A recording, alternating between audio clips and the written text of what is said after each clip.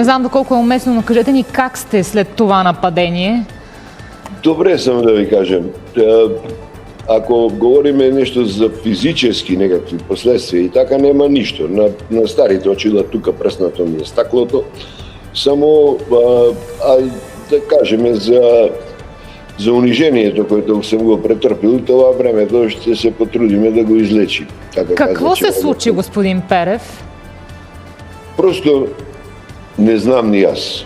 Отивам да купувам и в един момент в продавницата, в супермаркета и в един момент един човек се обажда към мене с най-обидните думи, които могат и съм ги написал.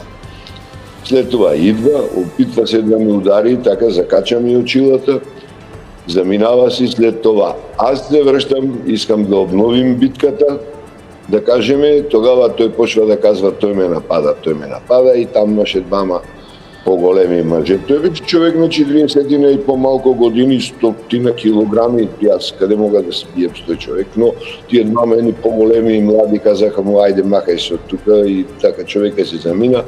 Просто един класически език на омразата, който го чуваха, там само жени беха почти в маркета, които всички го чуваха и беха направо. Но все пак хората са реагирали там, по които са били покрай вас, нали така? Да, те беха вече тръгнали, те си беха платили сметките и тръгнаха към изхода да си ходят. И кога чуха разправата на висок тон, понеже той говореше много висок, аз помълчих, реагирах. Двама души реагираха. Какъв съм аз и къде съм аз в цялата тая ситуация, в която се насажда класическа омраза към всичко българско, което е в Македония. Омраза към хората, които се идентифицират като българи, омраза към културното, историческото минато наше, кое е тук и кое селективно се присвоява. Те не искат да се всичките исторически личности българи.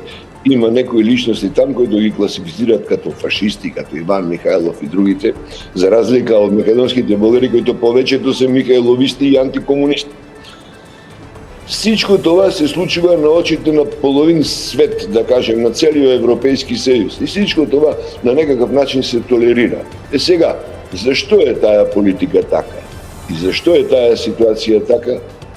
Не мога да ви кажа. Моля ви, кажете ни, сега притеснявате ли се, когато трябва да излезете някъде навън и имало ли преди такива опити за някакво нападение или сплашване спрямо вас?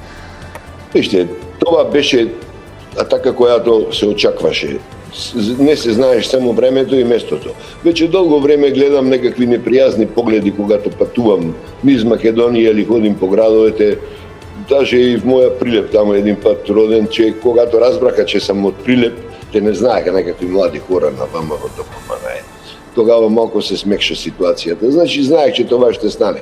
А да се страхувам, не се страхувам. Няма защо. Не мислим да седим дома. Разбрахме, господин Перев. Много ви благодаря за този разговор. Радвам се, че сте добре и за съжаление за лошата ситуация, в която сте били поставени.